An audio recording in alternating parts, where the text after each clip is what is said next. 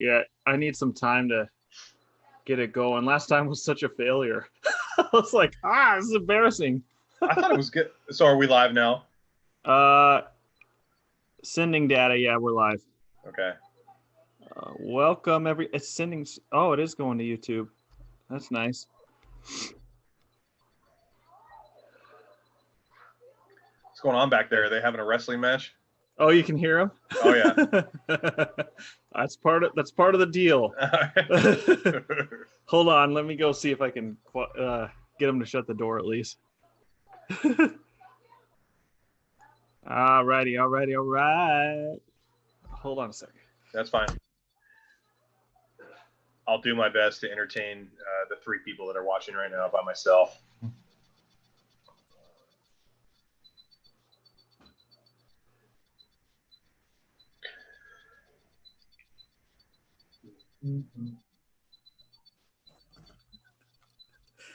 Alrighty. So the news. Okay, we're ready. Let's go. I'm going to start record, and then I'll do the intro, and then we'll go. Thanks, everybody, for watching live. We appreciate it. One day we'll actually be able to see the comments and respond to you, but right now we're just learning. Alrighty. Record on this computer. All right, everybody. Welcome to Good Times with Alex and Ryan. I'm Ryan W. Sprague. Be sure to hit that subscribe button and ring that notification bell because you are listening to an amazing, amazing podcast. I'm Ryan W. Sprague. This is Alex. Hello. You can follow me on Twitter at VanDollar15. You can follow me on the YouTube at Alex Vanover. The Tube. The Tubey. All right, Alex, what do we got for today? I hear we got some news stories. Yeah, we got some news stories. It's coming from the state of Florida, of course. Oh, Florida, of course. Yeah. Who else is there? It seems like that's the only state that has news. I have two stories from the state of Florida. The first one, so they reopened the beaches in Florida, but this one guy has went completely vigilante, and he's decided he's going to take the public safety into his own hands, Ryan. Is he? Yeah, he decided he's going to dress up as the Grim Reaper, complete with a black mask, a hood, a sickle, and he just walks up and down the beaches of Florida just as a constant reminder to these people that death is coming since they're going to the beach. Okay, is he just a little crazy, or I don't know the backstory on this guy. I did a little research, but it was I saw this photo of him, and it led to a video. So there's actually a video of this guy walking up and down the beach with a sickle, and he's full on Grim Reaper mode. It is ridiculous. Someone needs to make a meme of that. Oh, and to dancing and such. Oh man, that would be great. I'm sure it's in the works. Can you imagine? Honey, grab my sunscreen. Can you get my back? I can't reach back there. And then the Grim Reaper shows up and he puts some sunscreen on his sickle and starts trying to load 6 feet away though, because that's his whole deal. So he goes home when he gets ready for going out. He's like, "Honey, where is my Reaper suit? Where is my Reaper suit? Why do you need to know?" What is this guy gonna do when he runs out of unemployment? Because this is a side project. This can't possibly be his main job. He's all, "Oh my God, honey, I gotta go to work." As he's pulling on his freaking black cape and is putting his sickle, on, and I gotta go save the world from itself. People are getting these people that. All right, I gotta show them what's really happening. They're gonna die. I know. Isn't it kind of defeating the purpose though? Because he's dressing up as the Grim Reaper on the beach, and he wants to kind of protest and show everyone that this is a bad idea by reopening the beaches in Florida because of the coronavirus. But isn't it kind of an oxymoron because he himself is at the beach as well? But he's doing the greater good. He's like those missionaries that went out to the leper colonies. He's gonna do it because he's saving the world. Okay. But he might catch it, but it's his burden to bear. Okay. Well, as long as the sickle's 6 feet long, he can get a nice distance, right? So he can just measure it and eyeball it. He's like, if I touch you with this, you die. Yeah. So you better run. Oh my gosh. So I have another story that's kind of linked to this. It's also from Florida. Oh, really? Yeah. Wow. Yeah. I was expecting, anywhere else. So now that they've reopened the beaches, right, in Florida, there was this old man. He's 66 years old, and he put a towel down, and he was getting some sun and enjoying being outside. Well, they have cops on 4-wheelers out there patrolling the beach like Baywatch, basically. Yeah. So this cop's out there patrolling everything, and things are starting to heat up because the beaches are open. And this 66-year-old man actually got ran over by a police officer on the beach. That's terrible. Oh my gosh. The only good thing that happened was there was no, obviously the guy lived and there was no like serious damage. But can you imagine being the police officer out there and it's like, you have to file the report and write that up at the end of your shift? It's like, well, I was trying to police the social distancing and I ended up, running over Dave today. They're like filming a project where they look like Baywatch or Chips, and they're he just runs over the guy. Yeah, he's out there trying to like make sure they stay 6 feet apart, and he ran over poor Steven or whoever it was on the beach. I have no idea, but hopefully the guy had enough sunscreen to create a layer between himself and the tires.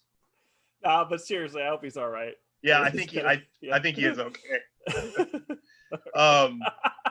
Yeah, that's pretty crazy stuff. Moving on, here's another important story that happened recently. So, do you know how, like, if you were attacked by a shark, Ryan, if you're out in the ocean and you get attacked by a shark, how would you defend yourself? Well, you're supposed to like hit it in the eye or grab its gills. Okay. Well, wow. So okay.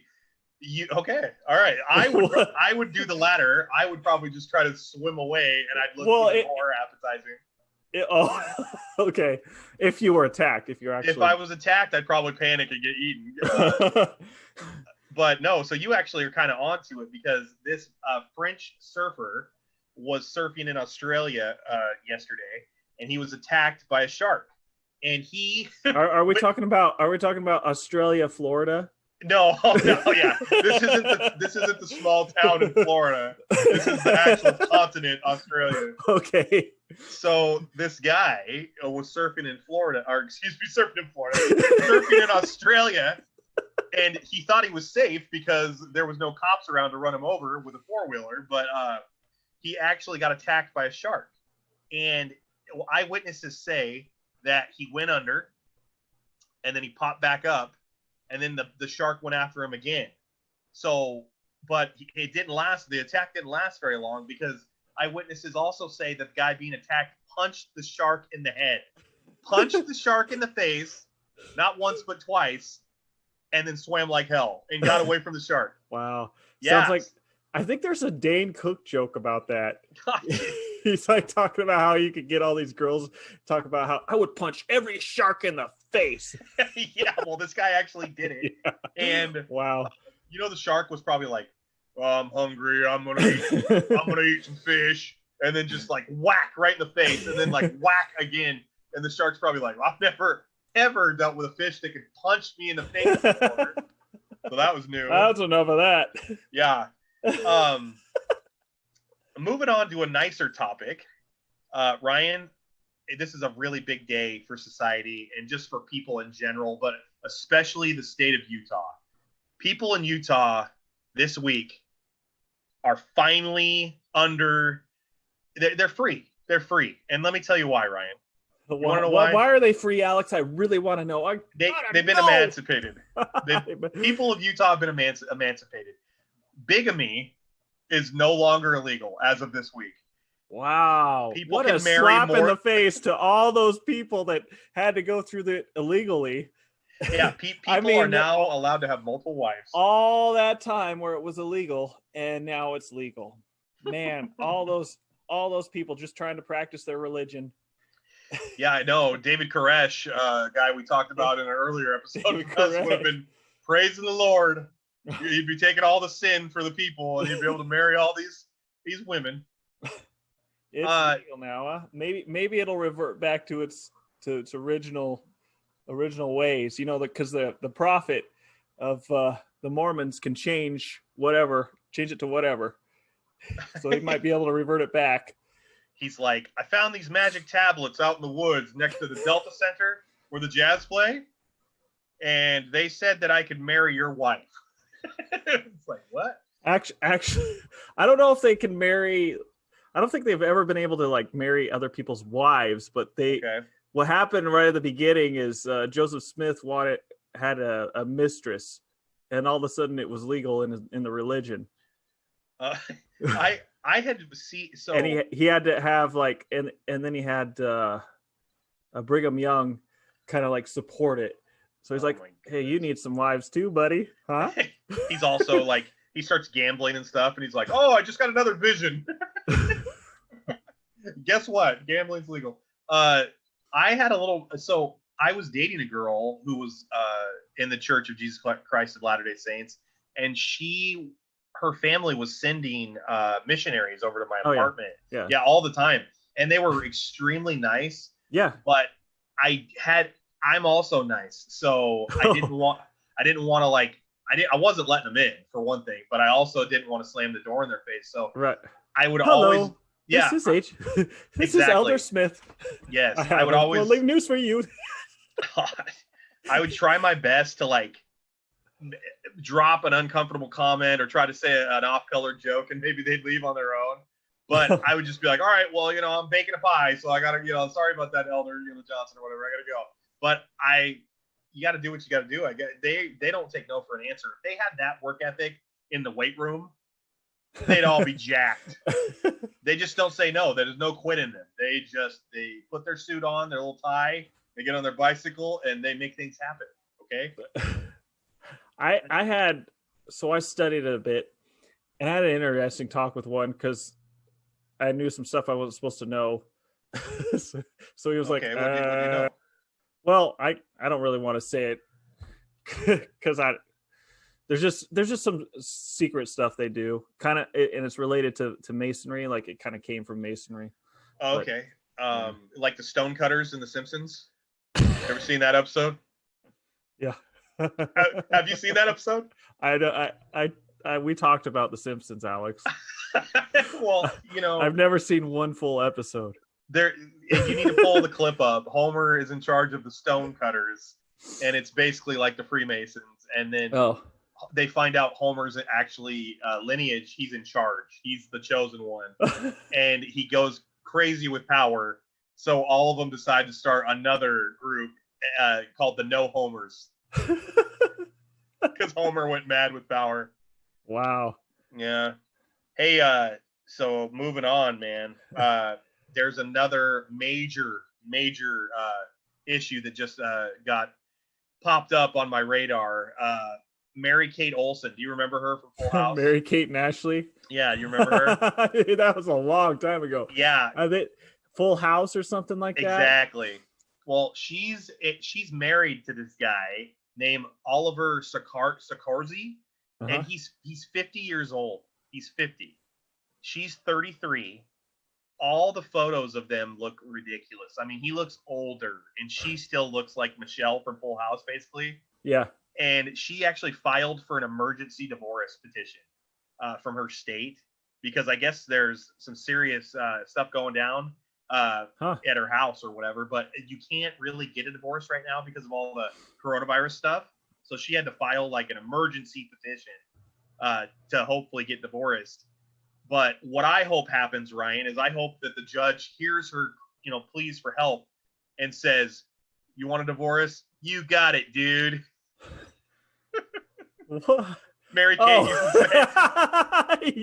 Okay, that took a little bit, but yeah. Yeah, you got it.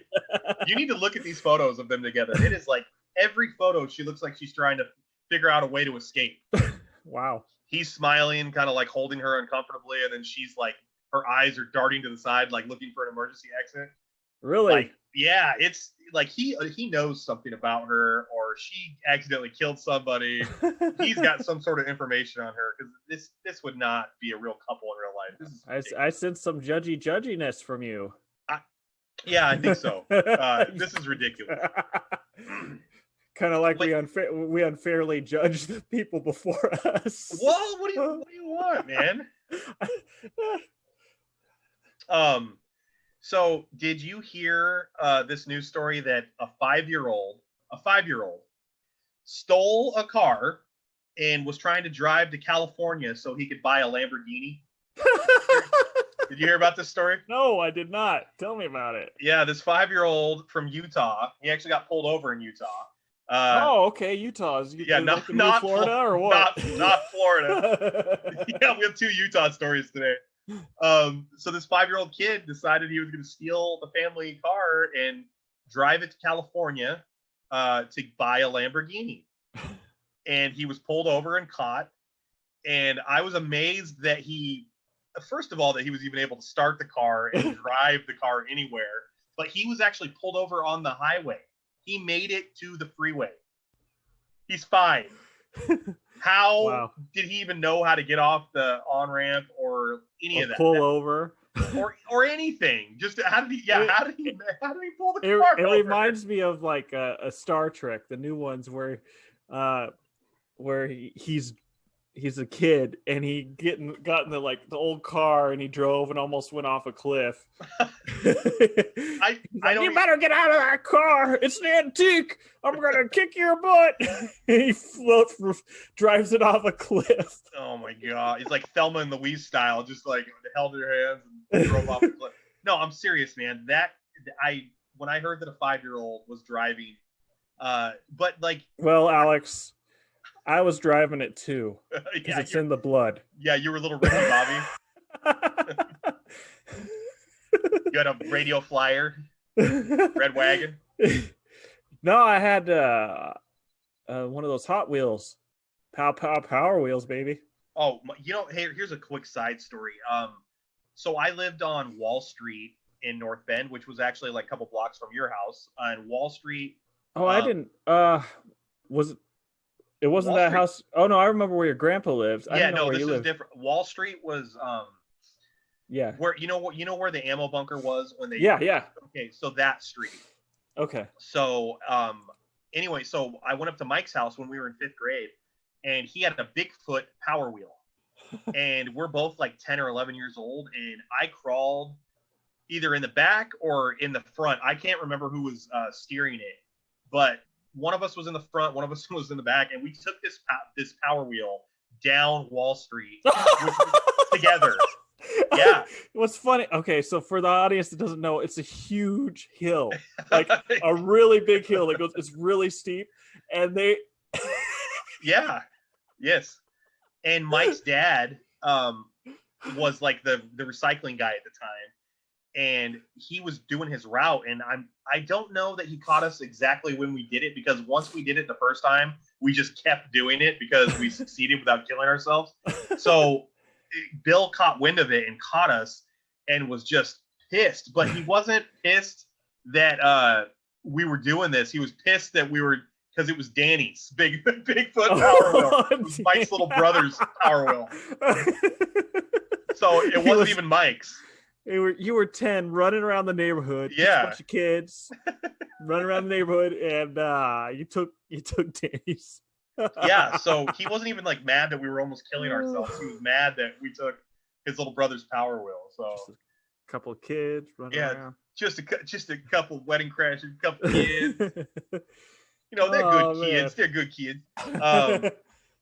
So one other piece of news. I don't know if you guys know this, or I don't know if you know this, Ryan. Ooh, are you I know aware? A lot of things, Alex. I don't know. You test me.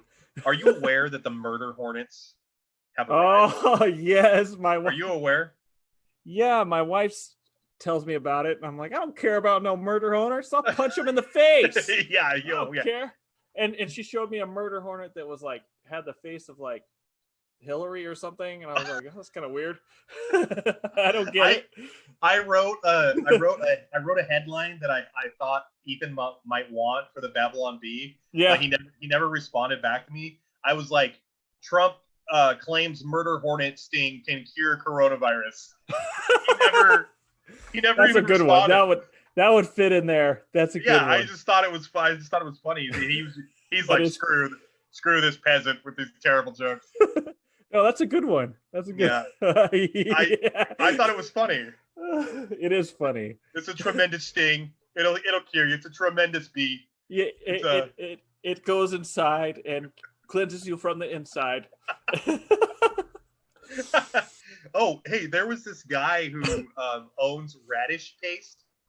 This guy who is the owner of Radish Paste, and he's actually getting sued because he was claiming that Radish Paste actually cures coronavirus. So sales spiked for Radish Paste. Wow. And I was like, as I'm reading this article, I'm like, does this guy think it's like 1897 and he's selling snake oil? You just claim Step right up. Radish Paste cures cancer. Yeah, and it also makes you better in bed and you become a millionaire. Like I was just like, I could just picture this guy on the back of a covered wagon with bags of Radish Paste. Like, people get upset at the FDA, because they're like, oh, they're trying to bring us down, but the FDA has done a lot to protect the American people from themselves. Yeah, I don't get it, man. Like you can't make claims. That's why all these supplements can't make claims of this cures this. You can't make curing claims or any of that. It's a good organization. I mean, sometimes they get their buddies up there and pass some things that probably shouldn't be passed, but generally, it's helpful. So you're saying there's some collusion involved, huh, Ryan? Is that what you're saying? There's up there. There's a lot of the good old boys that just, hey buddy. We knew each other. We knew each other since we were kids. He's a good kid. I'm gonna help him out. Colonel Sanders. Yeah, exactly. Hey, I have a business. You're in politics. And we can donate some money, and make a deal. Well, Mama says alligators are angry because they have all them teeth and no toothbrush. Well, your mama is wrong. Medulla oblongata. Mama's never wrong. You're wrong, Mr. Sanders. You're right. Hey, what part of the snake am I eating right now? Well, snakes don't really have parts, but if I was to say and decide if you were eating if it was a part, I'd say you're probably having the knee. Waterboy is a good movie. We need to talk about that later on. That was a great movie. Yeah, it was pretty good. Yeah, that's a good movie. So I kind of got off topic when we started talking about the Bigfoot. The murder hornet. So I see that the murder hornet has arrived, and then 2 days later, I see this, and I actually tweeted it. It says murder hornet arrives, and it has this murder hornet looking like right at the camera, like vicious. Yeah, I think I've seen that one. It's like, I'm gonna kill you. yeah. It's like the old Seinfeld joke. It's like when people have their mugshot pictures up in the post office, and he's like, well, if they're so dangerous and they're such a they're going to harm people, why don't they just arrest them after they take their mugshot? I mean, they got them right there, put the camera down, reach over there and arrest him. They got the murder hornet right there. Why don't they just smash it with a newspaper? I mean, if it's such a big deal. But so I see a couple days later, it says murder hornet claims first known victim. And then it shows the murder hornet and he looks pissed, way more upset than he was previously. And apparently this guy who was a beekeeper in Spain, he found a murder hornet nest or murder hornets in his beehive or whatever. And they attacked him and stung him, and he actually he died from the stings. Oh, but man. I thought it was going to be more of kind of a crazy story because the guy was a beekeeper, first of all. So he got killed. You know, he kind of got. At least he died doing what he loved. You know, Ryan. Right. I don't think it works like that. At least the guy went out with his big beekeeping suit on. I mean, you got that maybe like in quick deaths, maybe, but when you're suffocating and yeah, your throat is closing from the bees. It's like, and then you know, at least the guy went out doing what he loved. It's like, well, you know, maybe. I don't know how, you know, great that would be. If I die, which, you know, I'm never gonna die. Hopefully. Yeah, never. Yeah, with you exercising, you know, it's like reversing. Yeah. Reversing what. yeah. Right. It just takes every day I exercise. It takes a day, like it adds another day to my life. So yeah, exactly. Yeah, so we're just doing it's math. It's math. Yeah. It's math. If I ever die, though, I'd like to die doing something that I like. So hopefully, I'm having some sort of great meal, like a cheat day meal, or I'm scratching a lottery ticket where I just won the jackpot or something. Like, hopefully I go out dying actually doing what I want to do, for sure. But doing scratch tickets. Oh man, not anymore. But when I used to do lottery. So you want to? I love scratch tickets. Oh my god. I had a yeah, I just dropped it. I'm so happy right now. I won I can't remember the exact number, but I won $1,000 or $1,100 on a scratch hit one time. Wow. Yeah, and here's a crazy story. Here's another story. When I was bartending at the golf course in Salem, I was playing Keno, and the Keno 8-spot like prize was up to like $90,000. So I was working, and you're not supposed to play Keno while you're working, but I filled a slip out and, you know, played it, and I hit the first 7 numbers. There's 20 balls. I hit the first 7 of my numbers. Wow. Out of the first 8 balls. So I've got 12 numbers left to get my last number, and it just peppered around 15. I never got it, but I ended up winning like $800 or $900. And my boss was like, all right, you know, Alex, you're not supposed to be playing Keno on the clock, but you know, this is awesome. You know, he was like genuinely happy for me. But any other bar, if I wasn't as close to the owner, I probably would have got fired. But on the clock, I was playing Keno and I won like $900. But nice. I was so close to winning like $90,000. You're such a rebel, Alex. I know. Such a rebel. I know. Man, it's gonna get to you someday. You keep rebel rousing like that. Mama said, "Who's your favorite wrestler, Bobby?" Well, even though he was extremely discourteous to me earlier, Captain Insane. I'd have to say it's probably still Captain Insane. After he was making fun of him. I know. He's like, "Are you a virgin?" And he's like, "No." He said, "How old are you?" Because he thought he was a little kid. He's like, "I am 31 years old," or however old he said. How old are you, son? 9, 10. I am 31. All righty. Hey, everybody.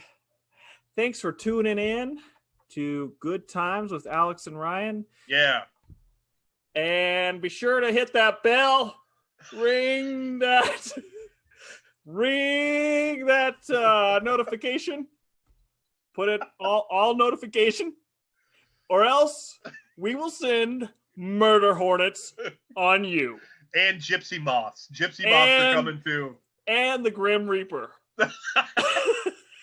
He's going to be working overtime because he's busy in Florida right now. He's got to be chasing you guys down if you don't hit subscribe and ring that bell. Yeah, and then when you're ringing the bell, 6 feet distance, please. 6 feet apart. There's going to be so many of you ringing that bell. We also want you to be safe, all right? Yeah. All right, everybody, have a good day. See you next time on Good Times with Alex and Ryan. I didn't even get into the Gypsy Moths. Oh, I'm sorry. I cut you short. No. It's fine because did you hear about the Gypsy Moths? No, I did not.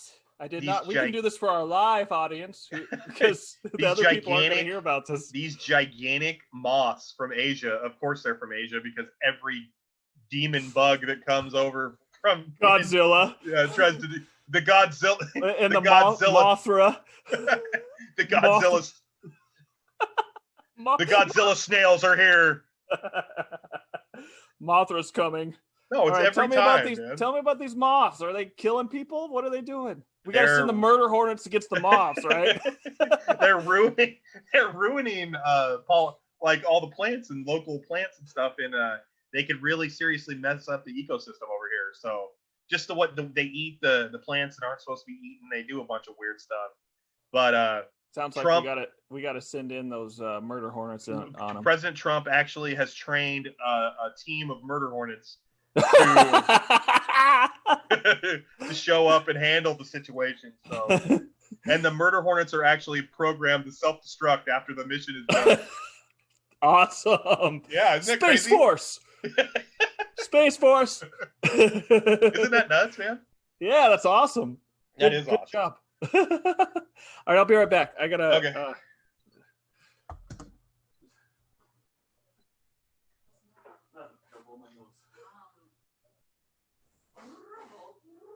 Oh yeah, I'll put that in there.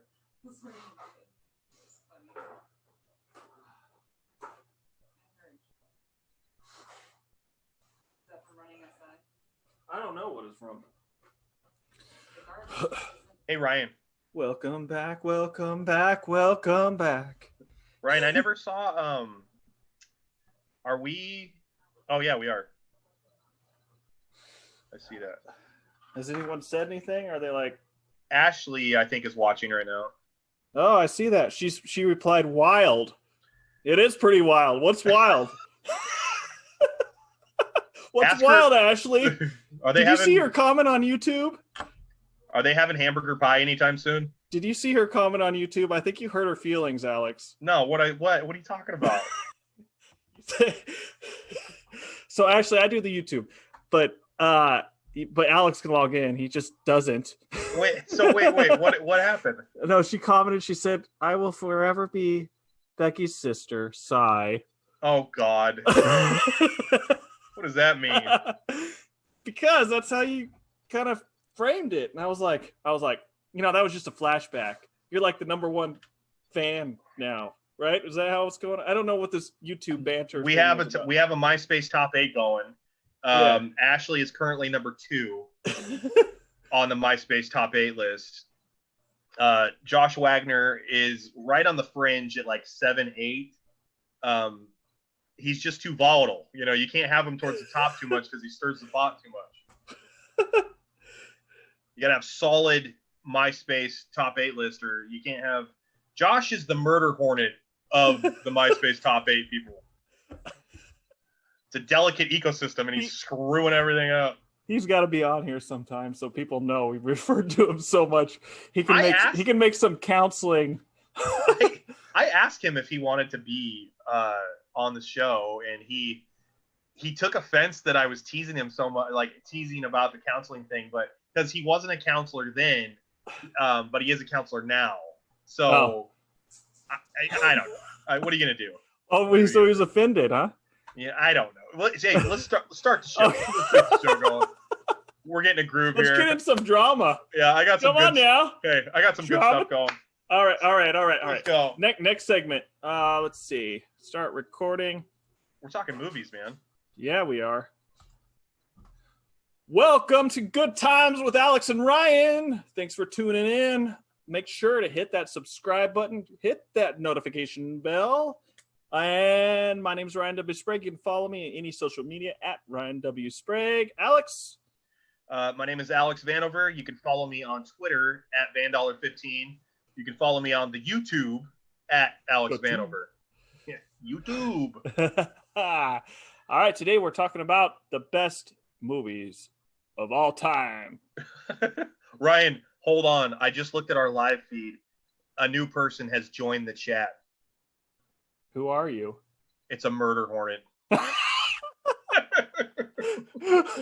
Hello, I'm here, guys. Hello. I'm a big murder hornet. I come to kill and eat honey.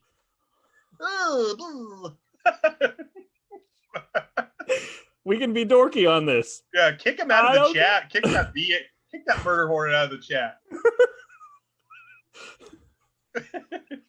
I just can't get worried about murder hornets right now. I'm just like, there's so many worse things going on with the world right now. Like the economy's just going in the tubes. People can't be 6 feet, near each other. Alex, we got to stay on topic, or this is going to be really long to edit. Hey, this is good, man. This is a good opening. Fantastic. All right, so we're talking about movies. Bring on movies. Let's go. All right, Alex, what's your favorite movie of all time? Of all time. My favorite movie of all time.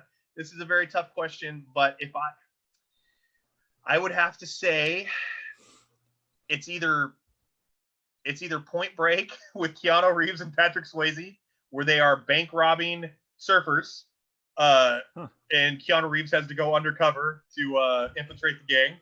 Patrick Swayze is like at his best in this film. He's just great in it. Or we're going to go all the way back to 1986 in a small town in Oregon. We're going to go Stand By Me. I love Stand By Me. Oh, okay. I thought you were going to say Goonies. No, that I Goonies was a little bit before my time. Goonies was 85, and I was born in 83. So Stand By Me came out in 86. And I, at that age, I was just starting to form memories. It's like one of the first movies I remember seeing, to be honest with you. I just fell in love with it immediately because I just wanted to be one of these kids going on an adventure with other kids to go find something really, neat or fun or whatever. But in that movie, they're not really going to go find fun and neat stuff. They're actually going to go find a dead body. But it was an excuse to have an adventure. I don't think I haven't seen that. I haven't seen either of those. You've never seen Stand By Me? I've seen parts of it. It's Rob Reiner directed Stand By Me. Do you know who Rob Reiner is? Nope. Rob Reiner was Meathead on All in the Family. Do you know anything about All in the Family? Nope. Okay, have you seen Sleepless in Seattle? Yes.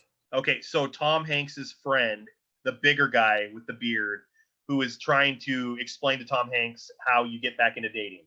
He's kind of like the funnier friend. I don't remember it. I saw it once and almost fell asleep. Well, Sleepless in Seattle was alive in. It was. Sleepy in Coos Bay. The Ryan Sprague story. What is it now? I've got a gun to your head, just like you asked me the other day. You got one movie to save your life. Your favorite movie. What are you going with? Oh, it's easy for me. I love The Aviator. Would Leo? Yeah, that's my absolute favorite movie. And I think it's the best movie. I've never seen The Aviator. Howard Hughes, right? Yeah. Okay. Yeah. After seeing the movie, I read 3 books, and I'm like, wow, the movie does such a good job of getting the essence of who this guy was. So, because I read all the books, and I'm like, it'll go through him dating Katharine Hepburn. But in that, he gets it shows the essence of the girls he dated and how it was when he dated them. And it goes through really big points in his life that were really newsworthy, like when he got whacked in the face by Ava Gardner. What did he do to get smacked by Ava Gardner? I don't know. He's probably cheating on her. He was a playboy. He just was with everybody. But when I read him. Well, it's what the Bible says time. About. Well, about being a playboy. Against it. All right, so, man, you lost my train of thought, man. No. So he gets smacked by Ava Gardner. Oh yeah. Playboy. He gets smacked by Ava Gardner. He. You said that You said that the movie got the essence of him. Yeah, it did. It got his essence. It was. So him and Katharine Hepburn are flying in a plane, and it shows them kind of almost hitting a mountain. Well, that actually happened at a different time when he was flying around the world. They didn't have the maps right, and they almost hit a mountain. So they kind of switched some things up to get the story down. But Yeah, it was. I think they did an amazing job with that movie. The editing, the cinematography, the lines, the actually getting his life in there. Even the dark parts of where he was like dating like really young people, like that was all in there. But I read the book on the person that was his right hand man, Noah Dietrich, and he was actually the one that was making all the money and doing all the genius moves. Okay. The Howard Hughes, he was just kind of making stupid decisions. Wasn't Howard Hughes a genius though? Wasn't he no, considered like a genius? Well, he was, but that was kind of the public. But if you read Noah Dietrich's book, yeah, it was actually Noah Dietrich that did everything. Wait a minute. Hold on. Noah Dietrich is telling everybody in Noah Dietrich's book that he was actually the brains behind Howard Hughes. Is that that's where your source is? But he proves it. He proves it because he's like, what were some of the? He's like, oh, that spruce goose was cost millions and millions of dollars, and it was just because of his pride. Like we could have done away with like it. They used spruce. They used wood when everybody else was using aluminum, so they wouldn't have took the plane anyway. I mean, naming Yogi stuff Bear. Like, Yogi Bear flew the spruce goose, didn't he? Probably. I'll have to pull that clip if I can find it. Yeah, there is a movie called The Yogi Bear and the Spruce Goose. I'm serious.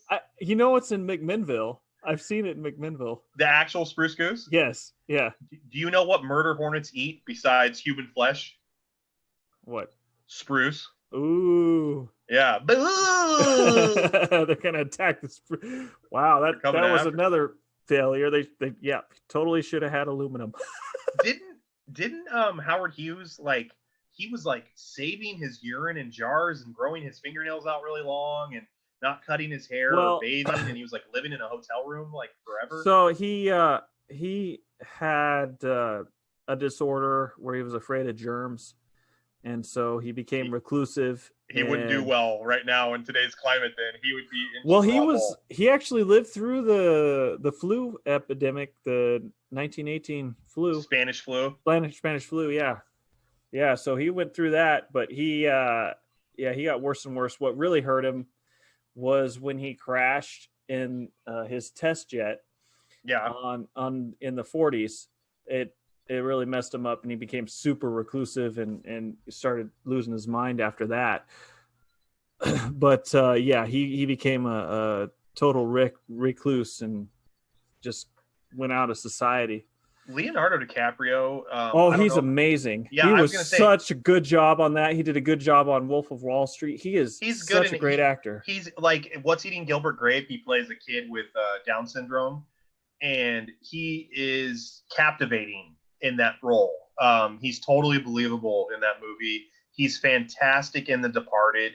He's phenomenal in The Revenant. He won an Academy Award for The Revenant. Yeah, I didn't see that one, but if he's in it, it's probably... Yeah, that movie's intense. I first saw Leonardo DiCaprio in Growing Pains. He was like one of the people they brought on to like season 7 or 8 to like kind of help the ratings out. And back in the 80s, it's like, oh, who is this? Nobody or whatever. And then literally 10 years later, he's the biggest star on the planet because Titanic would have shot him up. Yeah, but he's such a great actor. Romeo and Juliet. I remember every girl in high school wanted Romeo and Juliet.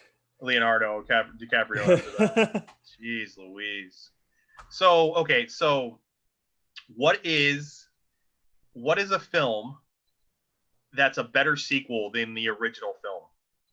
What movie as a sequel is actually better than the original movie? That's a tough one. I've got two in my head right now. Go ahead. I can't think of any. Empire Strikes Back is better than New Hope. Oh man, I like New Hope more. What? Han Solo's frozen in carbonite. Lando Calrissian shows up. all hell breaks loose. It's that Darth Vader reveals himself to be Luke Skywalker's father. Luke's missing a hand. That movie is phenomenal. Luke starts his training with Yoda. I think some of it was cool. It's just it's a little dark. I think because it was like, oh, they're in Cloud City, they're getting tortured, and it just put a bad taste. The Carbonite. I like the movie. Those 3 movies I think are some of the top movies of all time. Like the middle 3 and Lord of the Rings. But oh man, Lord of the Rings, Return of the King was one of the first movies I ever saw that I was like, I've never seen a movie have 12 endings, because it would like fade to black and then it would pop back up in another scene, and then it would fade to black and then there'd be another scene. And I was so confused by it. And I was like, man, this movie's literally been like 4 hours and 17 minutes. So like, is this gonna, like, Peter Jackson couldn't edit anything during this entire film? Like, what's going on here? I think he could have done more. I think he could have put more of the book in, because he went so true to the book that it would made it good. He could have made it better if he made even more true to the book. But then he made the stupid Hobbit films afterwards that were ridiculous. Like, dude, just do what you did in the other one. Don't make it so dumb. What about 70s and 70s and 11s and mid-meal and mid-tea? You know, all that is actual meals in the UK. Like, all that is you think it's for the story. I thought it was for the story, and then I found out those are all actual meals that they do. They have that many meals? Yes. Yes. They have biscuits and tea almost every meal. The 11s and second breakfast, all that. When I went to Hawaii, I was shadowing one of my friends at their high school, and they had breakfast on campus. They had mid-morning snack. They had lunch, and they had a mid-afternoon snack. You would go to the cafeteria like 4 or 5 times for 4 or 5 meals during the school day. I mean, like, I guess it's good to eat as you go, but the time it takes, you walk into it, you're walking back, it's just a lot of time, extra time. Well, and like, I don't know about you, but I'm not exactly that good at math or difficult subjects when I'm digesting food constantly throughout the day. I mean, come on. When I was in high school, I used to strategically position newspapers in the North Bend High School bathroom so I could pull them down and read them in the stalls when I didn't want to be in class. So wow, Alex. Yeah, yes. If we had 5 meals a day at North Bend High School, how did you get passing grades? How did you get did you get your diploma? Oh yeah, absolutely. Yeah. But how did you do that when you didn't go to class? I missed 2 classes and I get like a C-. I was full disclosure, I think my personality and okay, that makes sense. My personality. People didn't like. I wasn't the teacher's pet. They didn't like me. I don't think I was a teacher. I don't think I was a teacher's pet, but I think that I don't know. I was able to talk. No, it's true. There's a reason. There's a reason. Like, you know, there's favorites. There's always favorites in teachers, and it's like if they don't like you, it's like it's a lot harder. Or if they just think you're not good, it's like whatever. You know how we were talking about Deming in an earlier episode? Like, I personally, Deming played favorites like crazy, and I wasn't one of them. And you hit on something with his teaching style, because it was so out there and so I didn't understand what was going on at all. I didn't either. And Mike Richardson actually heard us say that about him, and he's like, "I love Deming." I'm like, "Of course you did. You were one of his favorites." I was like, "He played favorites, and you were one of them." And I told Mike, I said, "Mike, I don't remember anything he taught me.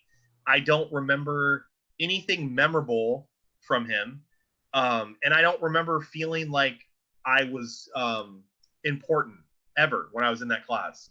Because he had like 3 or 4 people that were his guys or girls, and that was it. Everyone else was. He used to hand out grades to people without even grading the papers. He would just be like, "Well, I know how you are. You get a C." Ask other people about this. He would sometimes not even grade the paperwork. Yeah.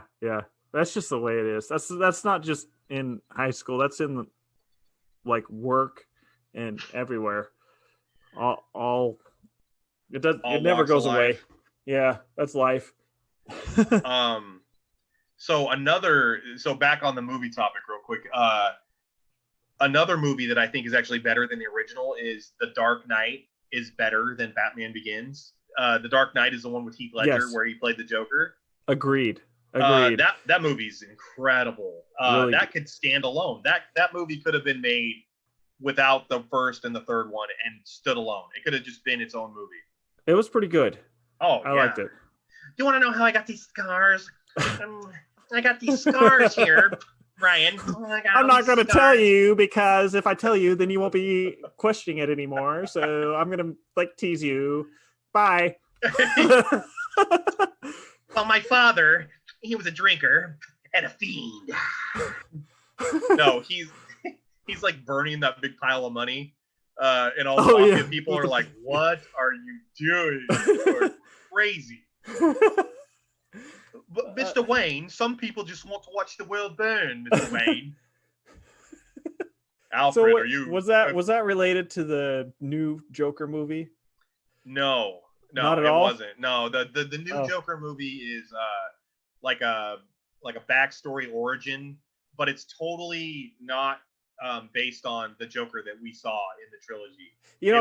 That's the thing that makes me really not like these movies, like Batman and Spider-Man, where or the Fantastic Four, where they do a false start, okay, we're gonna do it again. Okay, no, that didn't work.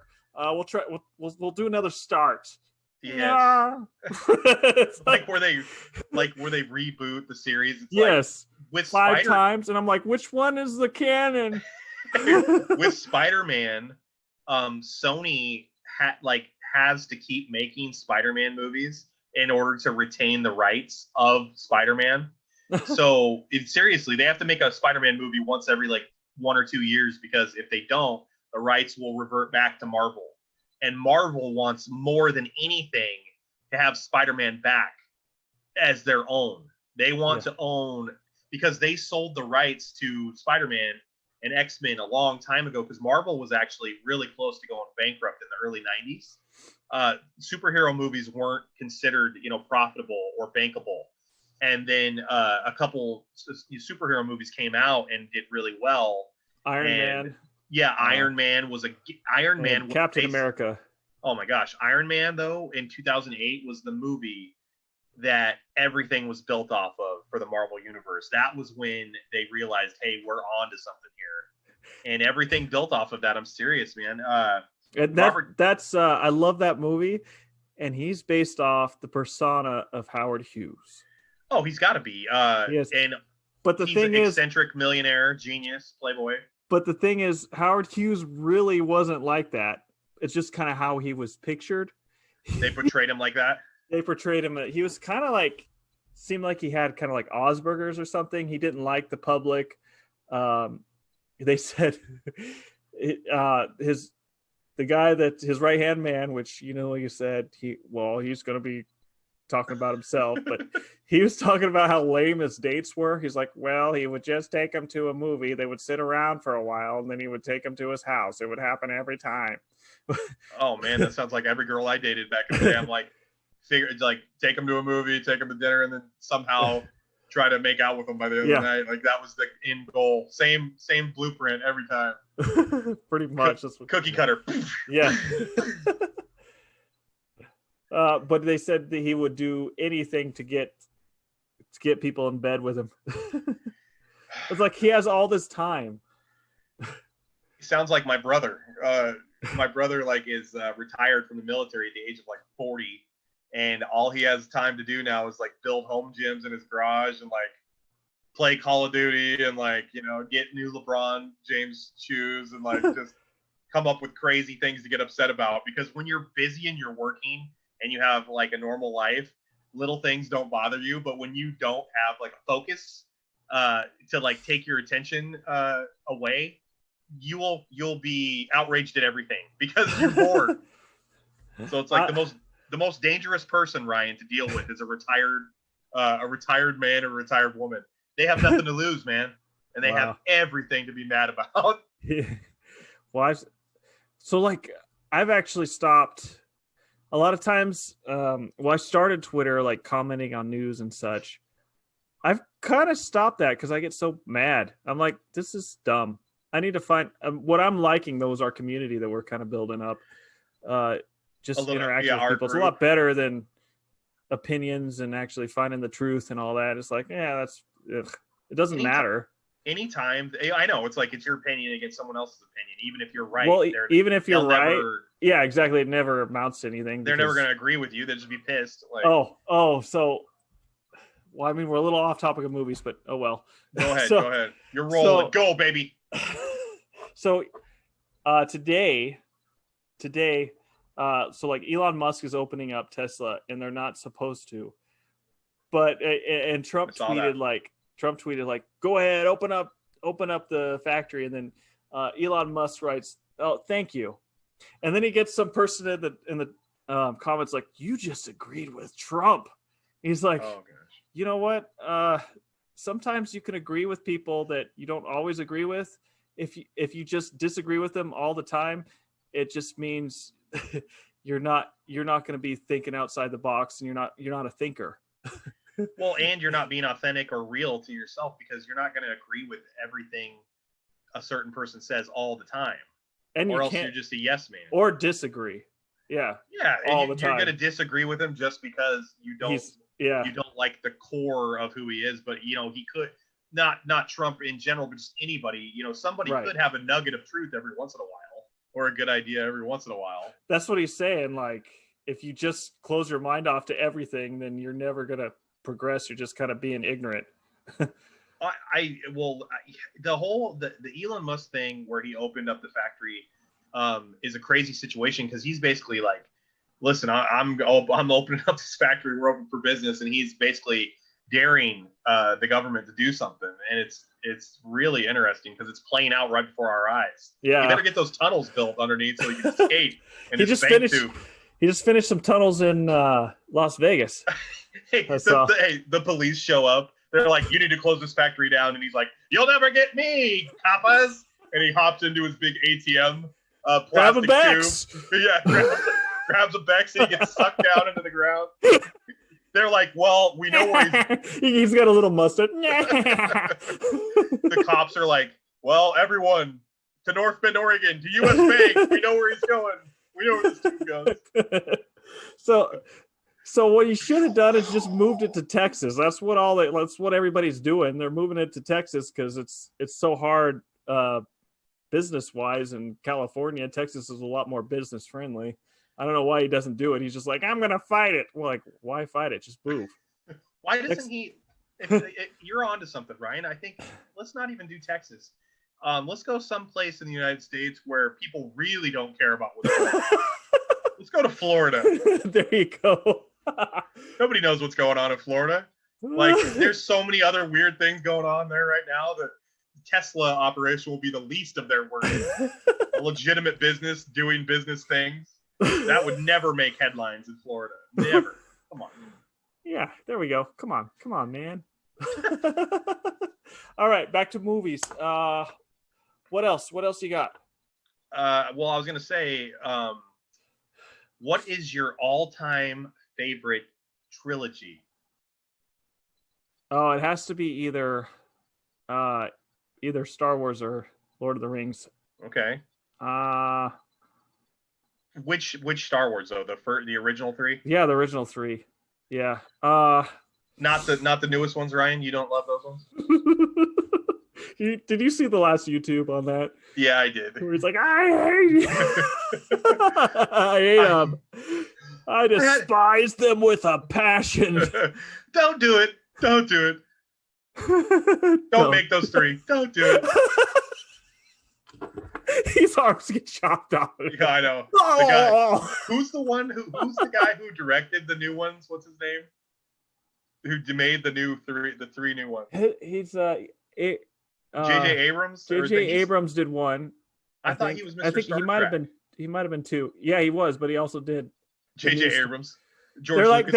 they're like so smart. They're thinking about this new awesome opportunity to make a new Star Wars, a whole trilogy, a new one. I got an idea.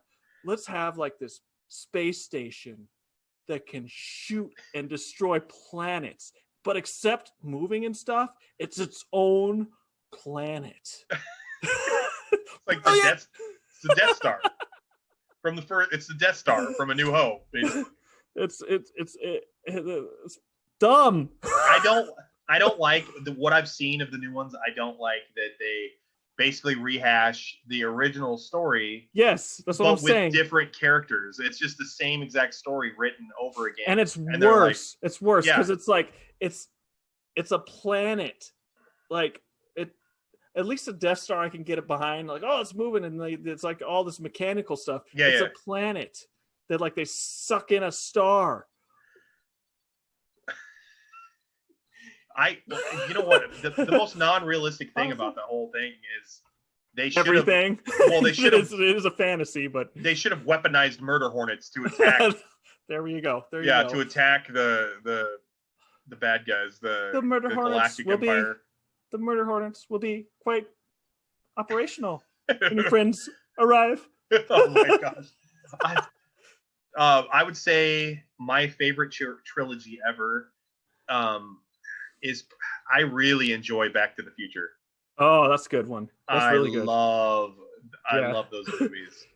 It's so fascinating to like in the original Back to the Future from 1985.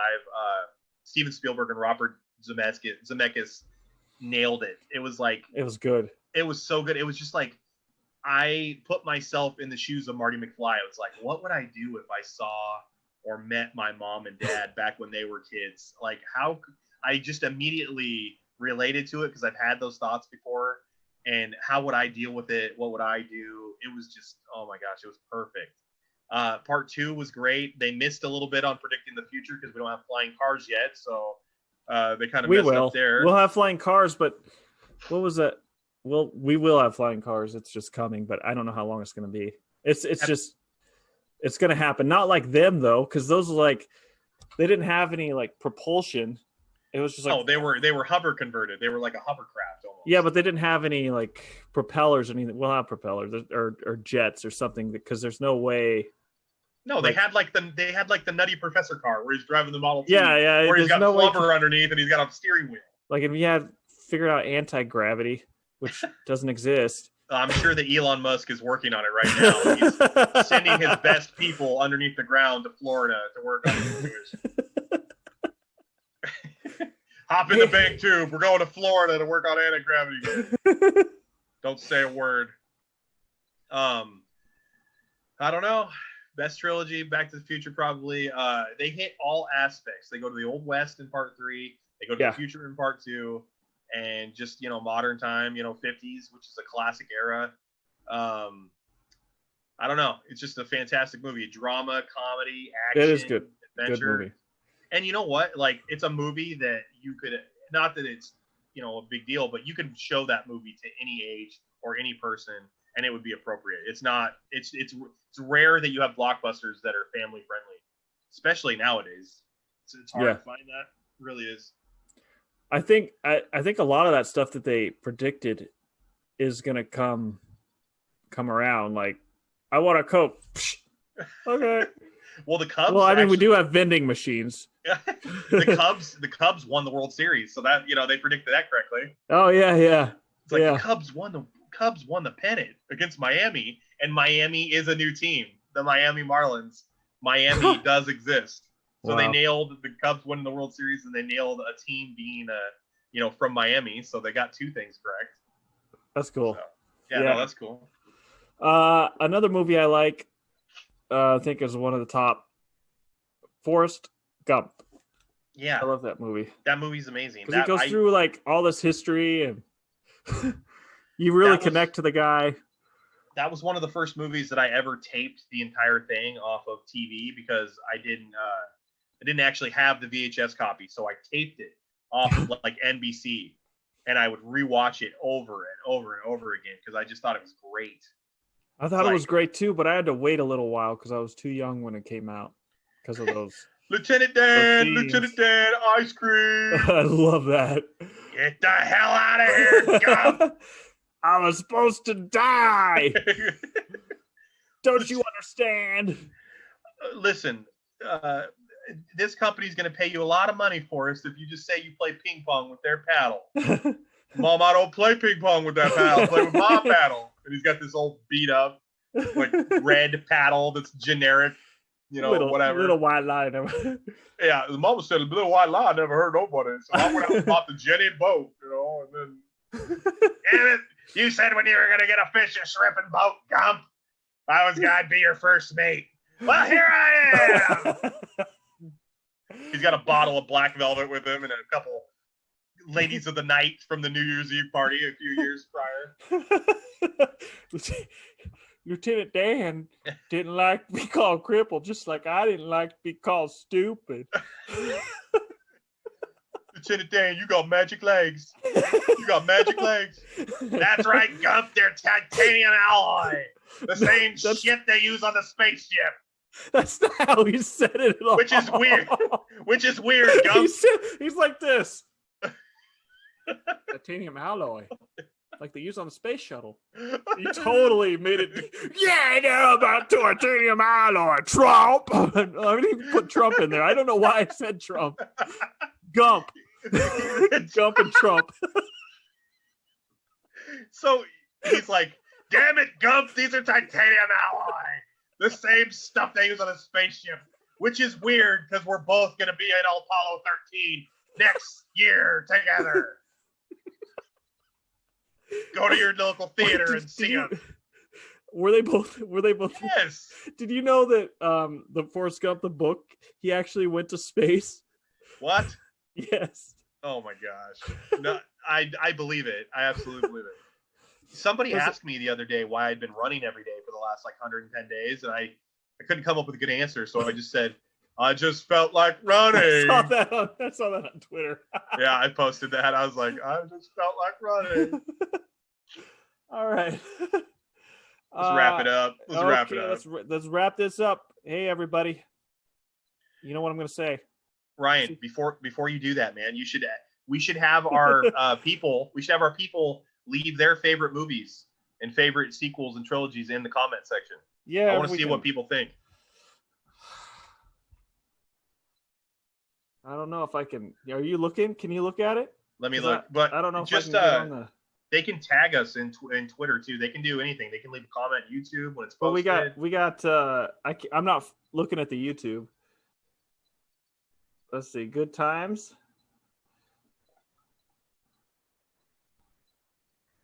I don't know. I'm not seeing anything.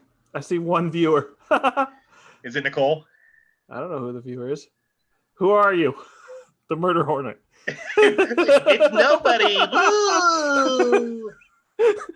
Why does the Murder Hornet, when I do the voice, have to sound like a Murder Hornet that has a lisp or like?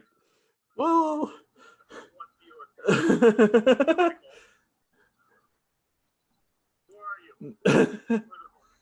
Nicole Webb. I don't know. I can't. Nicole's number one on the MySpace topic. All right. Well, we haven't figured out comments yet, so we're gonna end this. Gonna end you. I'm gonna get it set up to where like all the networks can leave comments and I'll be able to see it. But we're figuring out. We're doing things different. We're Mavericks, as Logan Paul Mavericks or whatever. We're flying by the seat of our proverbial pants. Exactly. And having a good time doing it. So if you're out for having a good time and you need to subscribe and ring the bell of all the social medias that we're on, ring it. Boop, boop, boop, boop. Bing, bing. That's a bell. Ring it. All right. See you later. See you later. Peace out. How long was the first episode? Does it say? I don't know until Oh, you cut it up? Until I end this.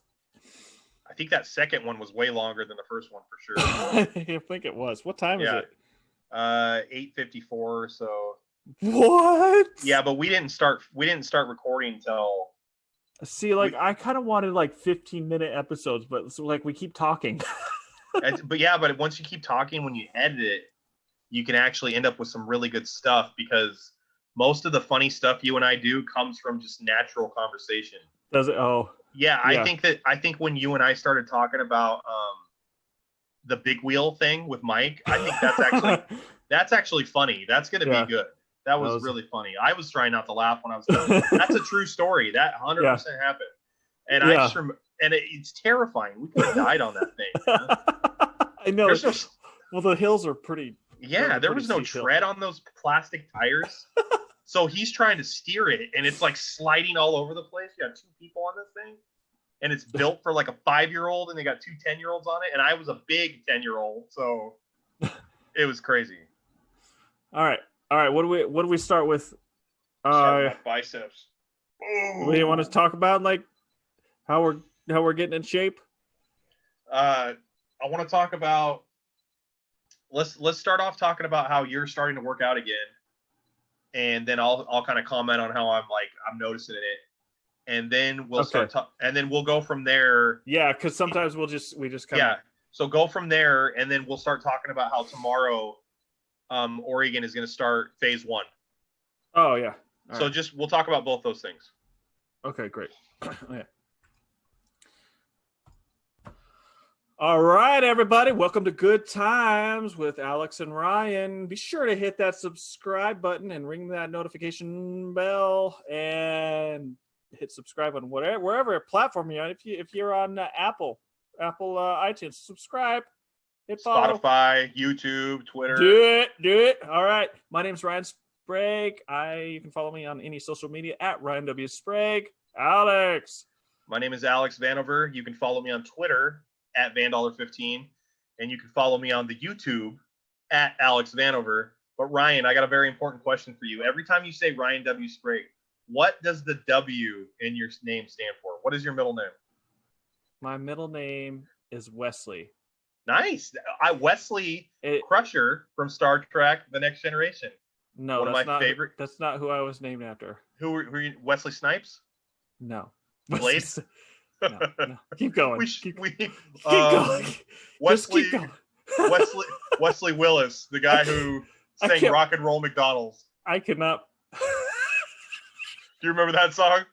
Rock and Roll McDonald's. Mike, Rock and Roll. Was that Mike the Show? Cut the mullet or something? Yeah, no, that was Joey Alcock. Oh, that's a different guy. Yeah, no, it's the same Rock guy. and Roll McDonald's. from Chicago or something.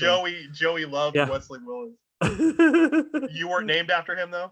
No, keep going. I'm surprised at all these people you're naming Wesley. I'm like, wow, I didn't know there was that many people in the world. I've only got I have no more. What do you got? It's just my grandfather. Hey, my middle name is Ralph, and I was named after my grandfather. Oh, all right. Yeah. Yeah, so I picked W because there was some other guy named Ryan Sprague that's doing this weird UFO crap, and I was like, he already took my name, so I had to put a little W in it so you can find me. When we were younger, Ryan, like when Google first became like kind of a thing, we used to Google our name, and the fun part of it was seeing someone else with your name, like Alex Vanover, seeing other Alex Vanovers, what they look like. Because Google was brand new. Search engines were just bursted onto the scene. So that was Alta Vista, Metacrawler. Yeah. At the high school. I always used Alta Vista. Oscillus. At the high school. That was what the librarians preferred. That was right after the card catalog. Oh. It was like when you had to physically go to the card catalog and look for your book. Yeah, and we had actual classes training you to teach you how to look for a book. Well, this is how you do. I was watching Breakfast at Tiffany's a few years ago, and I'm like, oh, look, a card catalog, and they would like mess around with it, like write little notes and put it back in.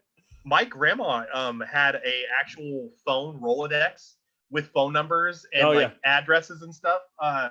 I actually have a friend, Adam Norden. You know Nordy, right? Big Nordy. Have you ever met him? I think so. Yeah.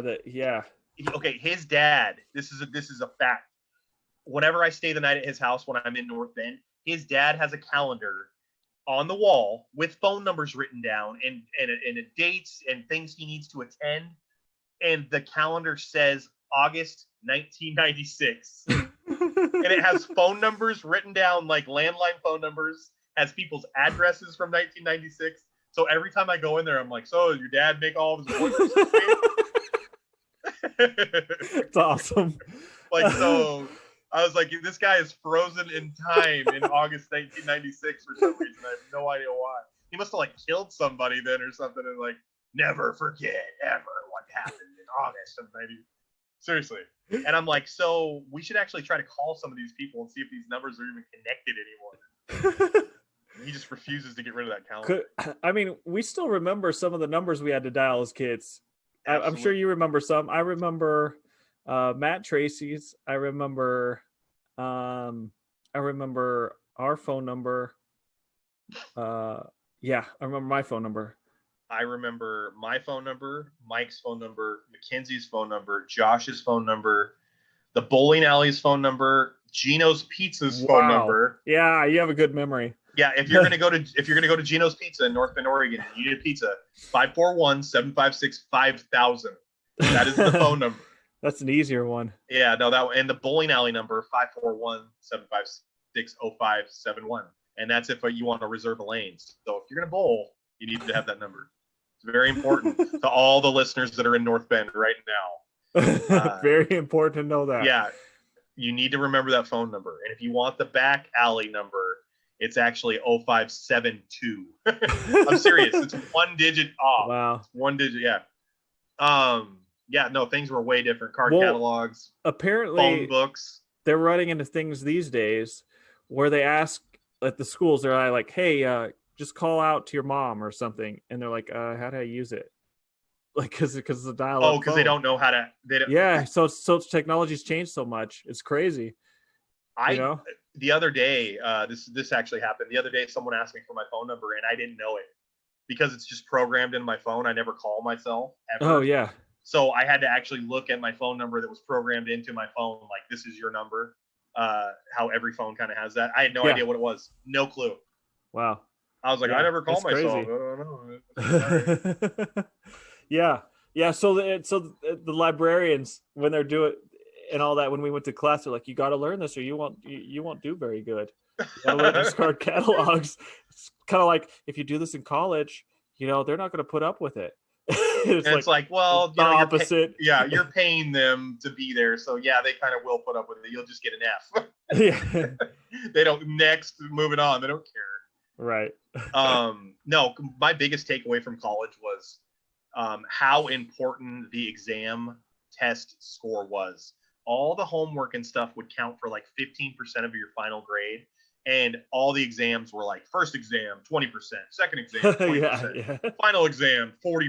It's like, oh my gosh, like I better nail these because all the busy work, a lot of kids I knew in high school would do well because of the busy work. And they actually didn't test that well.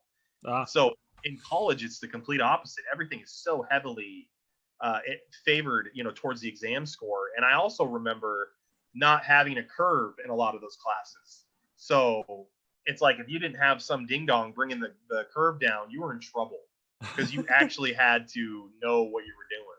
Yeah. No, that was tough, man. So anyway, they're reopening Oregon tomorrow, Ryan. What do you think about that? The phase 1. Well, me personally, I don't think we should shut down at all. Well, you and I never stopped working. We've worked every day of the lockdown. I haven't had any days off that I normally wouldn't have. Yeah, and I know you are working your butt off. Yeah, that's why we need this good times thing to really take off, Alex. You're like, I don't want to put any pressure on you, Alex, but it's funny. Just make them laugh. Promote like the Hulk, okay? Right. Did you notice that every time I do one of my videos now, when I work out, that I promote the Good Times podcast in it if we have an episode coming up? I haven't. I've seen you promote the Good Times podcast, which is awesome. Yeah, I didn't. I haven't noticed that you do it like in your videos, your blog and stuff, because it's good that you're getting more. You're doing a blog and promoting yourself, and I hope you get your channel going to where you promote yourself more and more. but I think it's consistency. So I had a video the other day that had like 300 views. Which oh was yeah, I remember that. That was awesome. Yeah. That was the most. That was when you hit 100, right? 100 days. Yeah, that was the most I'd ever had, and I'm not being stupid or rude when I say this, but most people that get a lot of views are attractive or pretty, and it's hard to get a lot of views when you're just posting like normal content. It's really hard. It is. It is what it is. You have to have good stuff to get attention. But your other one was kind of sad. Oh, the other day. Yeah, that was a sad one. I just you wore your heart like out, like I feel like this. Like, okay. I know but you have to be authentic when you talk. At least I have to be, because I'm the type of person that if I feel a certain way, you can tell how I feel just by looking at me or talking, because I don't hide anything. You and Josh are both like that. Yeah, I'm very emotional and I'm passionate about what I care about. But yeah, if I don't know, the other day I just felt like life was kind of kicking me a little bit, and I have to learn to things aren't always going to be the way I want them to be, and they're especially not right now, because the coronavirus has like changed the way my job is so much that what I originally got hired to do, what I do now, doesn't resemble even remotely what I was hired to do. So it's like crushing my soul a little bit. That's why we need to have this podcast take off right now. Like now, we sell merchandise tonight, multiple items, enough to pay rent. I don't want to put any pressure on our fan. I don't want to put any pressure on our fan. Not fans, our fan. If we get enough followers and watch hours, we can monetize our podcast. If we get 10,000 subscribers, we can do live videos where we interact with a chat. That'd be pretty cool. I was excited to record tonight because talking about my job, I work at a radio station, and I was hired to be the producer and the co-host, and all I do now is just producing busy work. So I do a lot of audio stuff. But you're learning that stuff. Yeah, which is fine. It's fine. Yeah. But I look over and I'm doing this tedious busy work, and I look over in the booth with the door closed, and there's the guy doing the show and just loving his life, having a great time, and here I am at my desk, wanting to jump out the window. But you got your own show now. You got this. I was gonna say I was wrapping it back around to that. Like, I was excited to be able to do this tonight because I wanted to have a chance to just talk. Yeah. To just be able to just crack the mic open and just let it rip, because I'm in an environment. It's like literally like where I'm working at a hamburger shop, and I'm just making the burgers all week, but I can't actually eat the hamburger. That's kind of what it's like. Huh. Yeah. Tell me about your work, man. What's going on? I know that you're putting in really long hours. It's sometimes you get a little burnout. It's like, we have to wear these masks, and everybody's irritable. Like, customers they can be like, most of them are good, right? But there's some real jerks out there. Like, hey, we're like, hey, can you stand in the line? We're like 6 feet apart. They're like, no, why do I have to stand 6 feet in line? Blah blah blah. It's like, whoa, dude. We're human. We're just working here, dude. Yeah. Like, we're people. You don't have to like be like that. Come on now. And then like, so we can't talk back. So we're like giving like being nice and all that. Yeah. Even though they're like total, like just mean. It's ridiculous. It's like, wow. No humanity. You're like, listen, step 6 feet back, lady. The mountain bar will still be there when you get here. Right. And I don't even like I'm fine with following the law or whatever, but it's draining, and I don't agree with it. Personally, I think we should have done what Britain suggested in the beginning. What was that? They were just like, hey, if you have like issues and stuff, stay home. but we're just going to go through this. And they changed that when it became a political problem. So he's like, okay, we'll have to do all this distancing and stuff. But I feel that, like, because the people that are getting hurt are the ones that have weaker immune systems that are like in trouble anyways. So yeah, that if we isolated them, there's no reason to shut everything down. But that's just my personal thing. It is what it is. What is going on is what's going on, and that's what I'm dealing with. Well, it's such a tricky situation because people might have underlying health conditions and not even know they have it. You could have sickle cell anemia and not even know that you have it, and then get coronavirus and be dead. People that are overweight get coronavirus and they die. People might have slight asthma and not know they have asthma, get it, and they die. It's just, and it's also transmitted so easily, like in air droplets, oxygen droplets, like they can actually linger in the air for 8 minutes. So if you're in closed quarters, it's just a really weird thing. And I have been seeing cases where people are re-getting coronavirus that already had coronavirus. So it seems to be a really interesting virus. It's not, I don't know. It's like, I remember my mom had told me that she got chickenpox twice. And the second time, and you're not supposed to get chickenpox more than once. When you were a kid, I remember they would want you to be around someone that had chickenpox, because if you got it when you were older, it could kill you. So they wanted you to get it younger so you could fight it off. But she got it twice and almost died the second time. So most viruses you don't get twice, though, right? I mean, am I off base saying that, or because I'm not an epidemiologist? But I'm not either, man. I'm not either. That's just, like I said, it's just my opinion on it. But all right.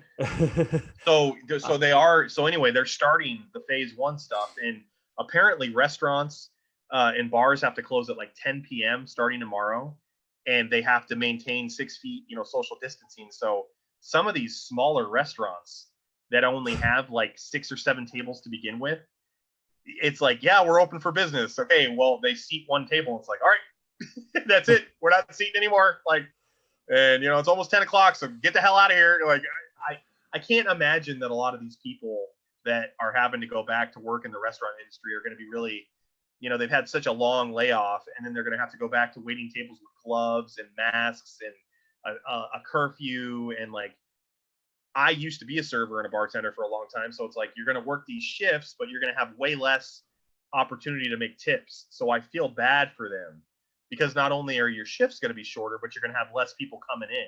It's going to be a really tough situation. Yeah, it will. I don't know how.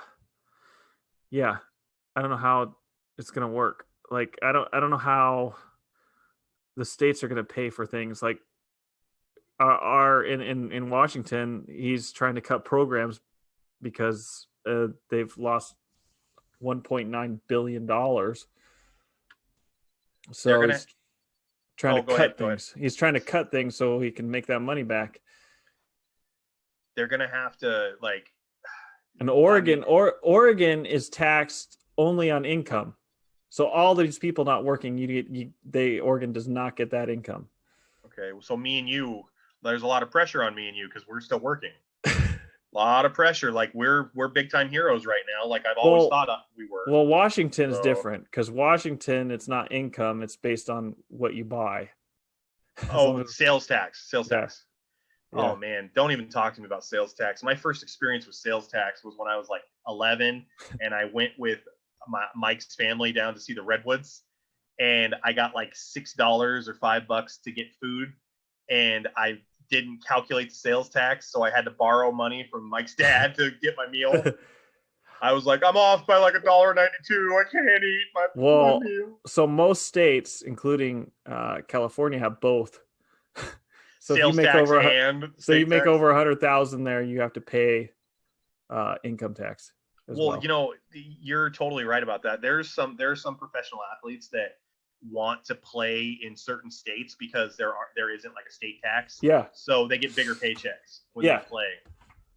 So you're totally right. Like playing in Florida, well, of course, Florida. They don't. I don't believe that Florida has a sales tax. There's some other states that are really friendly for pro athletes.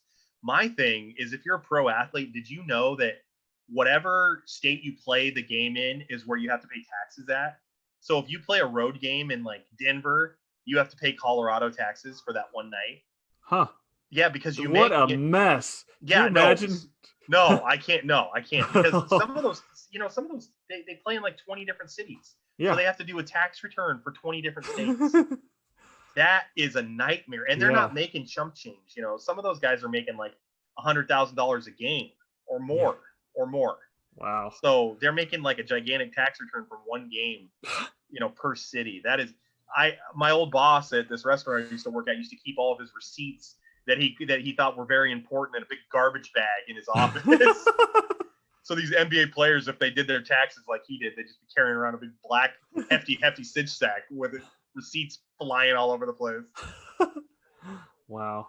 Yeah, they probably don't even see it. They probably just go straight to their financial person and. Yeah. Oh yeah. They're So by them reopening the state though, what I think is going to happen is this is going to be Darwinism at its finest. I think what's going to happen is there's going to be a second wave and a lot more people are going to get infected. And then they're going to be like, oh, we got to take a step back. We're going to take another step back. And then we're going to have to phase one's not going to happen. So they're going to go to phase neutral. But then if phase one, the second time works, then we'll move to phase two. And if phase two goes well, then we'll go to 3, 4, 5, 6, 7. And then possibly we'll move to 8, which is why are they doing why are they doing like all these like Democratic states doing what Trump was doing? I don't know. Phase 1. We're doing phase 1 with China now. And then all these Democrats like Democratic states like we're doing phase 1. Like why are you doing phase 1? That's what he was doing. I thought you hated him. I don't. They're like set your phases to stun. It's like, oh gosh. So yeah, I don't think there's going to be any pullback or anything. I don't think there's going to be a huge second wave. Really? No, not at all. I think all right. What we've seen is that I hope there isn't. I hope there isn't. I think we've seen that. Well, we prepared for it. I think we did do really good due diligence getting ready for it, but we've seen that our healthcare system is pretty good. I mean, they had to lay people off because not enough people were coming to the hospitals. Really? So yeah, it was like they were empty. Not on the East Coast though, man. New York was getting hit. New York was getting hit, but New York is like dense. It's like super dense. But in general, yeah, over here in Washington, that they were laying people off.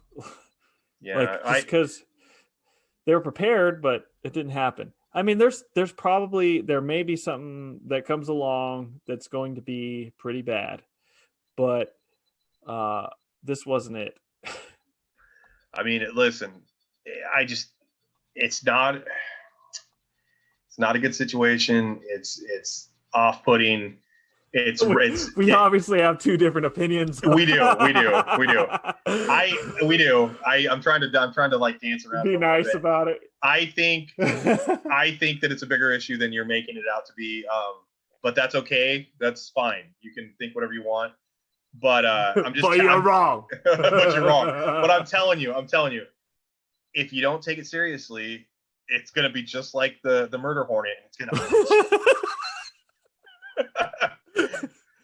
Would be a lot easier if the coronavirus did like have a hissing or buzzing noise. It'd be like you're just kind of sitting in your room by yourself, and all of a sudden, oh, get away from me, Corona! Get out of here! With no heads up, though, it's a silent killer, baby. Just an assassin. Oh. So here's a question: since they are reopening restaurants and stuff, are you going to go out to eat? I didn't go out to eat before. Okay. Okay. So here's something that's going to sound terrible.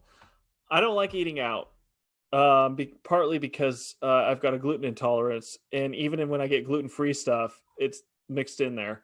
So if I want to be really safe, I got to get something like a salad. Okay. So you want to know? Yeah, you want to know how it's being prepared. You don't want. Well, and I don't want to be one of those people that are like, yeah, I've got allergies. Can you make sure this is on a separate plate with separate hands, washed every time you touch it, and make sure to use a blowtorch on your utensils to make sure they're sanitized correctly. There's A people like that. blowtorch. You're a waiter, right? Yes, sir. Yeah. I had a group of people So, that used. Oh, man. I that just annoys me. So I just and the other thing is, like, you have the cost, and we always give like a good tip. Sure. I don't like tipping, so Yeah, that's why I don't go especially out. when you're on a Because budget. I don't like tipping. I give a good tip, but I don't like tipping, so I don't go out. I go to places where I don't have to tip. Okay, my brother does the same exact thing. I had to coach him up about that. Tipping is, well, especially my brother and I, because we never went out to eat to places where you had to tip.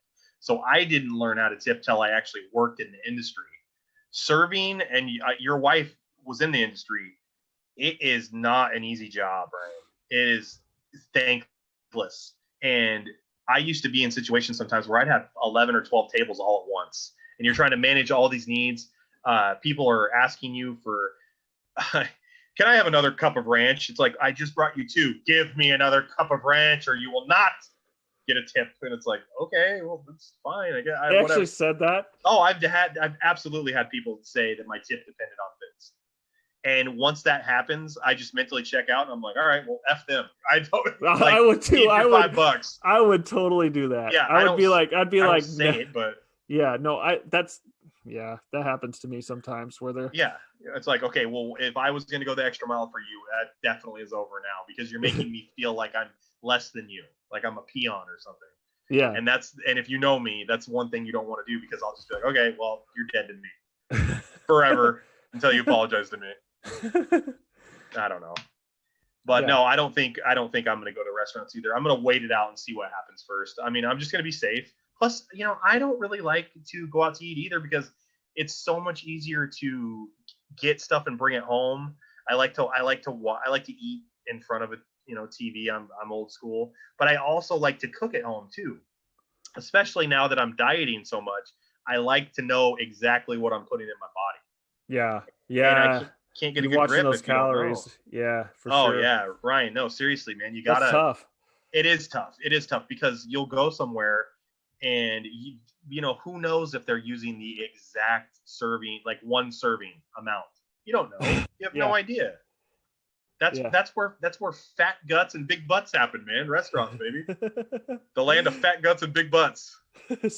Especially in Coos Bay, where they serve like crap food in giant portions. Cozy kitchen. Yes, exactly. You want some mashed potatoes? Everything comes with sour cream, cheddar, and bacon. Yes. It's like, I don't want my oatmeal loaded. But as like young people, like it's only 24-hour restaurant. So we went there all the time. Cozy kitchen. It's like, would you like butter, sour cream, chives, onions added to your oatmeal? No. What? But it's only 75 cents more. I don't care about the price. Everything has a loaded option. Yeah. No. One thing I really miss during this lockdown, though, I miss going to the movies. I told you this before, and I kind of miss, like, I love browsing. I like going to stores and just kind of looking around and kind of making like a mental wish list of something that I want, or oh really, huh? Just the freedom to be able to window shop, maybe. Yeah. Just a little bit. Go do something, because I'm a window shopper. Looking at stuff I can't buy. What is that? That's a rap song by 50 Cent. Oh. It's called Window Shopper. What about the Macklemore one where he's like a thrift shop? Oh, popping tags. I'm not popping tags. I'm gonna pop some tags. I got some loaded mashed potatoes in my pocket. I don't like to do that much in Dallas. I kind of like doing it a little bit at the fancy place. Like they have a fancy mall that had all this really nice stuff like Burberry and you just look around and like, ooh, that's pretty cool. Maybe someday. Yeah, maybe someday. And now I don't care anymore.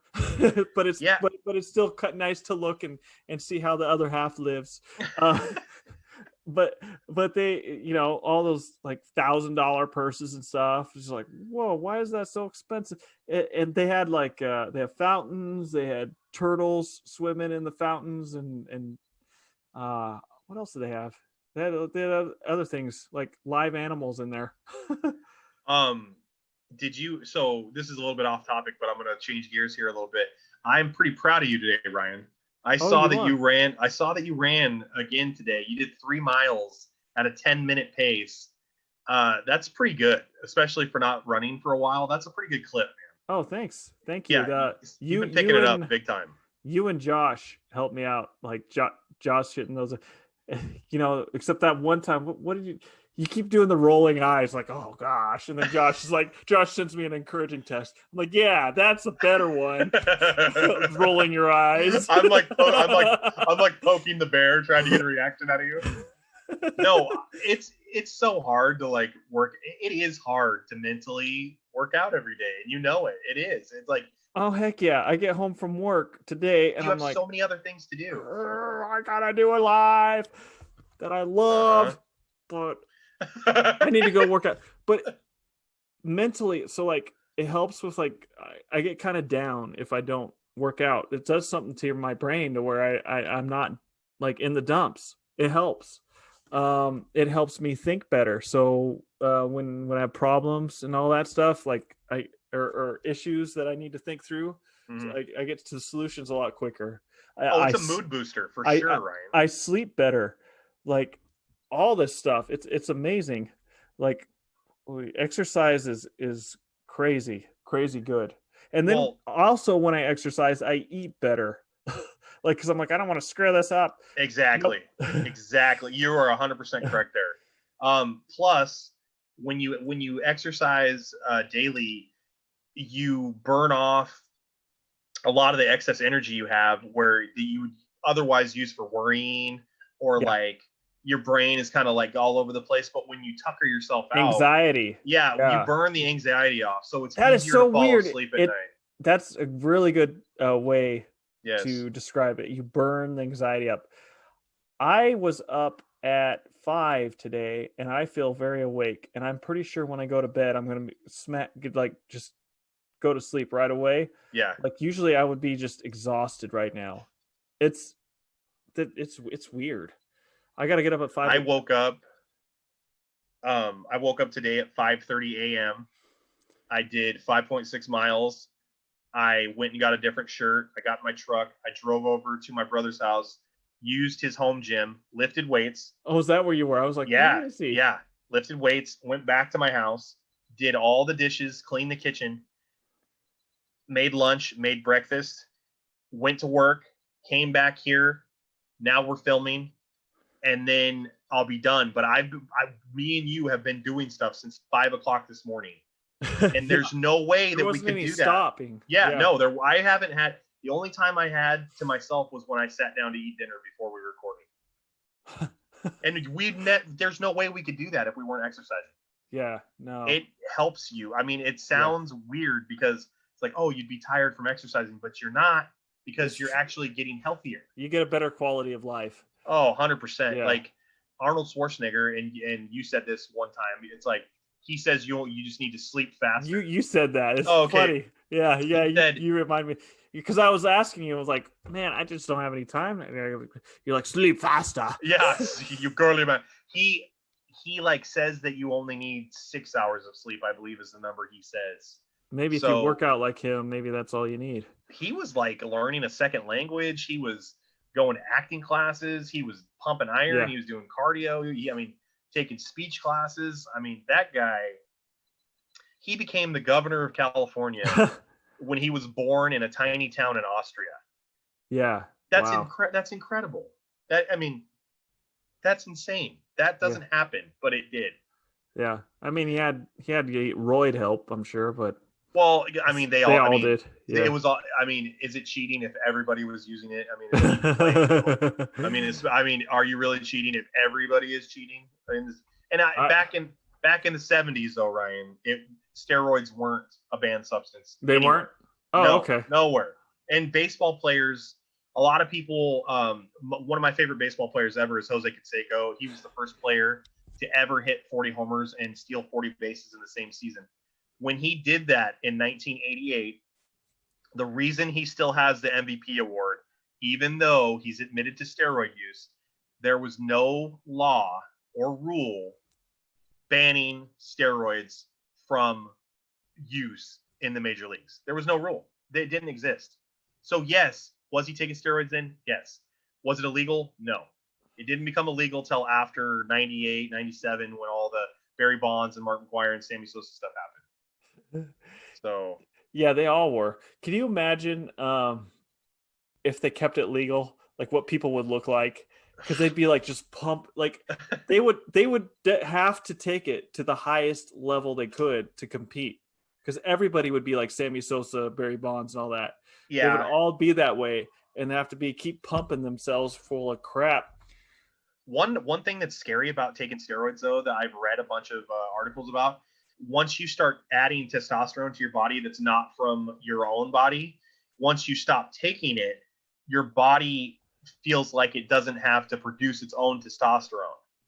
So if you get off the steroids, your body may actually shut down its ability to create its own testosterone. Huh. So then you have to take it. I'm serious. Well, it's kind of like chapstick. Like if you use chapstick on your lips because you get dry lips, people that stop using chapstick, their lips dry out. Huh. Takes all the moisture out, baby. I'm telling you. Yeah. Listen, step under my learning tree. I'm about ready to coach you up. Facts with Alex. Here's my branch, dude. Get over here and nuzzle up right underneath my branch here. It's make like a tree and leave, Biff. You sound like a damn fool when you say that. Make like a tree and get out of here. That's about as funny as a screen door on a battleship. A screen door on a submarine, you idiot. All right. We need to wrap this up. Yeah, we do. It's what, bedtime. 9:30. It's nap time. Time for Ryan's nap. I'm going to come up to Washington and lay him down. All right, guys. All right, everybody. Thanks for tuning in. Make sure to ring the Alex, what am I trying to say here? You want to hit the subscription and you want to ring the notification bell. That's it. You got to do it. All you got to do is hit the subscription and ring the bell, and we'll take care of the rest. Later. We'll bring the entertainment to you. Later, everybody. Right. We got almost 2 hours of content. Oh, that's the longest we've ever recorded. Yeah, the second episode went longer because we had a lot of stuff to talk about. But I don't think it's going to be that hard to edit because we kept talking. Like sometimes it's hard to edit because we'll jump and it's like, crap, how do I No, just do your best and I'll do my best and then it'll be good.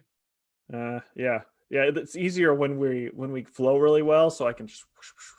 Yeah, the last episode, it's like this every time. We don't hit a stride until the end of the second, start of the third, and is when we start actually like feeling.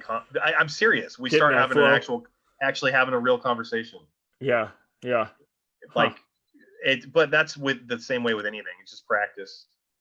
Yeah, that's all it is, man. All righty. I'll say goodbye to our viewers on live. Thank you for tuning in, everybody. Awesome. See you later. Hey,